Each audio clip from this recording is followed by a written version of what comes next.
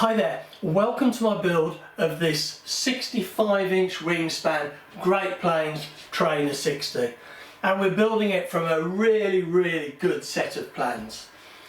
Now in this video we're going to start pulling the fuselage together, start gluing the sides together. In the last video, which if you have a look in the description below, there'll be a link to that and the very first video where we look at the plans. In the last video we created some of the cross formers, we've got the firewall there, which we'll have a look at in a minute, and we've got these fuselage sides that we've created with a number of doublers. Now, before we start gluing this together, it's really important that we get the engine mounted on the firewall with the engine mounts, the engine, and we get the nose leg sorted, and so that steers nice.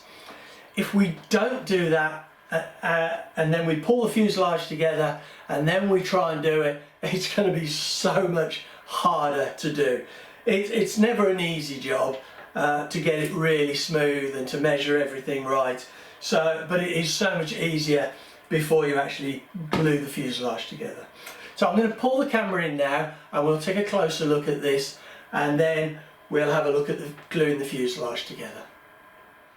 Right, well the firewall is just 6mm 1/4 inch birch ply. It's a really nice ply and it's quite light, which is great. Now I've got these quite large engine mountings which I bought from Radioactive, and they're for I think they're for a 60 to a 120, so they really are quite big.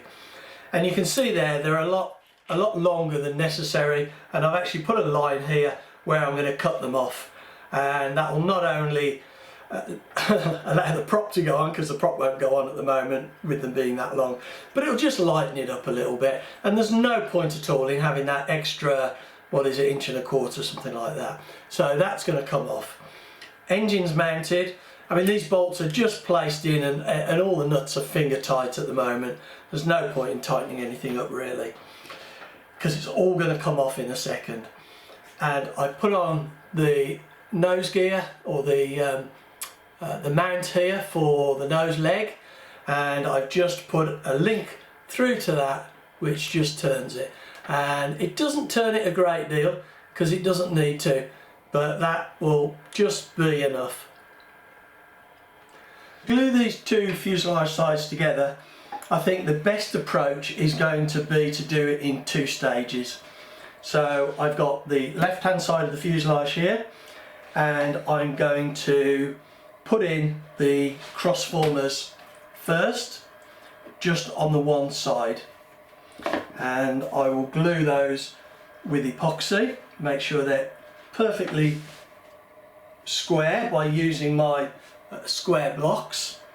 And rather than just putting the blocks against the former like that, I'm going to use some bits of scrap balsa and just put them on the scrap balsa 1/4 inch, few mil away from the firewall or the former that I'm holding square, and that will allow the blocks to go tight up against the former, and they're holding it vertical, but you've got a gap down the bottom here, down the bottom here, and if the glue oozes out, it's not pressing against the blocks. There's a little bit of space there.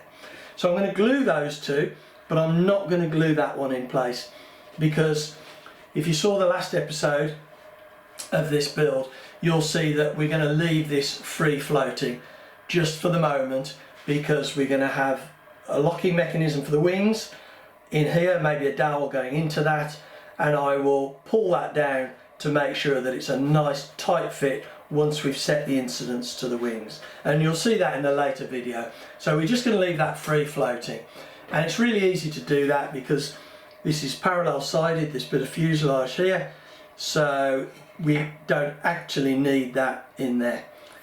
And we've got the landing gear plate that will go there, again the same height as these three. So I think we're going to glue those in place. I will then put on the triangular stock just to make sure it's nice and strong, and then we will put on the fuselage on top. And it's really good idea to mop this up without the glue on it, dry, so that we can make sure that everything goes together nicely and it's just how we want it. The last thing we want to be doing is trying to do this when we've got glue on it and find we've got a slight problem. If I put my two blocks here, my square blocks, on the bottom, it'll make sure these tail ends are perfectly parallel. And if I get the firewall, I've got a reference point which is the top of the firewall on the cover bay, the cover, top of the bay. And if those are square on there, and these are square at the back, then we should be square all the way along, which we are. Excellent. So now that we know that goes together nicely, I will start gluing these formers in place and getting that triangular stock in.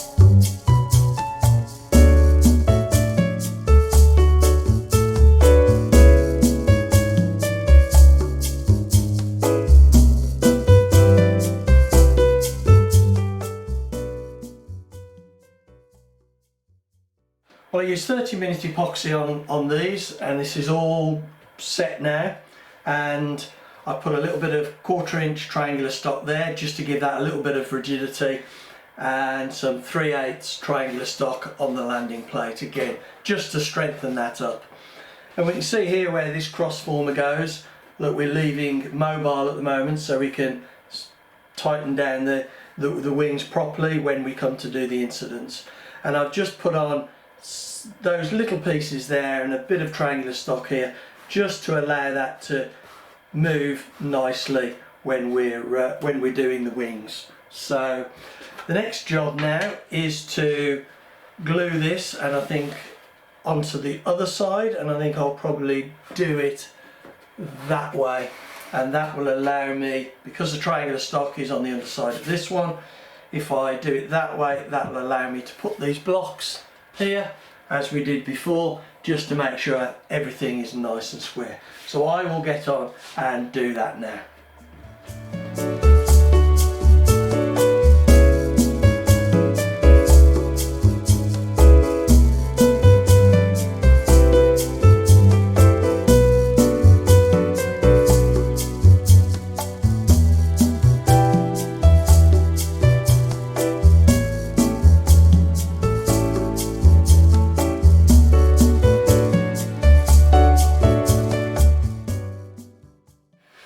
Well, you can see the fuselage now is really starting to pull together and taking shape, and we can see what the finished plane, or we get an idea of what the finished plane is going to look like.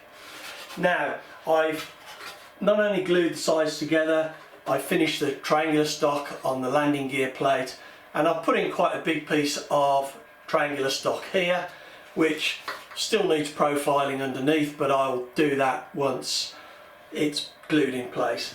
I've had to put in a couple of holes there, or yeah, holes where the bolts are going to go to hold on the nose leg. Now, there's only a couple of jobs to do now before I set this fuselage aside and start on building the wings and the tailplane and the fin. What I want to do is get this to a stage where it's strong enough, robust enough that it's not going to get damaged, but I don't want to complete it too much that we limit access to the underside and to the top here for fitting the wings, because we still need to profile this, sand this nice, the saddle for the wings to sit on to get the correct incidence of the wing, and also to create the locking mechanisms on the back. And as I've said a few times, we've still got this former here which we can slide down to help us pull the locking mechanism for the wings nice and tight and get that a snug fit. So the jobs that we've got to do now is we need to pull the tail together, and you can see I've just sanded that and planed it so that pulls together quite nicely. Once we've got that glued together, I've got a piece of 3/8 square stock that goes in the fuselage there, and that just maintains these parallel sides down to the back of the rear windscreen, like that. There's also a couple of pieces just to go in here and at the bottom, and some side pieces just to strengthen that and to get the right shape profile on that tail. And once I've got those in, we've got this piece of 3/16 balsa that goes on the top and forms the top of the fuselage like that. Oops, let me just get that in place. I haven't got enough hands, so I will glue that on top like that, and then I'll trim it to size. I won't cut the slot in yet for the fin, because it will put pressure on to get that just in the right place, and there's a chance we could get it wrong. Much easier to glue this on first and then cut the slot in afterwards, and we can make sure we get it dead central down that fuselage line and we don't end up with a crooked fin. So, and there's one piece of cross grain timber I'm going to put on the bottom, which will just help hold this back piece nice and secure. This will eventually be 1/16, 1.6 mil plywood, but again, I won't do that until we've got the wings sorted out, because it reduces access. When we glue these sides together, we need to be really careful that we come in on the centre line and we don't end up with a tail that is pulled across like that and essentially crooked. It needs to come in equally, and I'll just use the grid lines on my cutting mats to line up with these parallel sides and to make sure that that is nice and central down this bottom end. I mean, these are identical sides, so if it comes in equally, it should be nice and level with both sides, but we'll take a little bit of time to set that up and make sure that's good.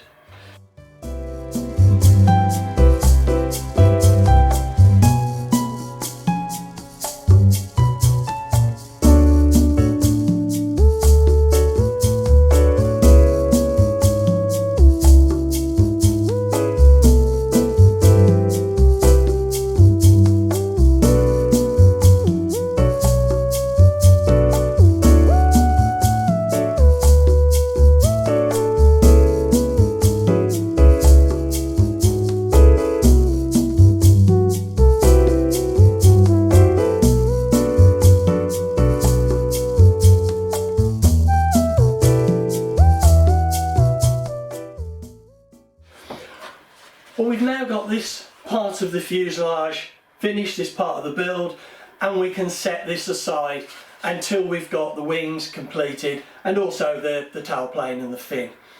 Once we've got the wings completed, as I've said, we can then go about fitting them, and we've got loads of access to allow us to fit the wings properly. Once we've got the wings fitted, as you can see, there's a huge amount still to do on the fuselage. All the sheeting underneath, the profiling on the back and the front, but got to get those wings built and fitted first. So thanks for watching. I hope you enjoyed this video, and come back and see what we do in the next one. I think the next one we're going to be constructing the tailplane and the fin, and we're not going to follow the plans we're going to make it a lot lighter so that save a little bit of weight on the build. So thanks for watching.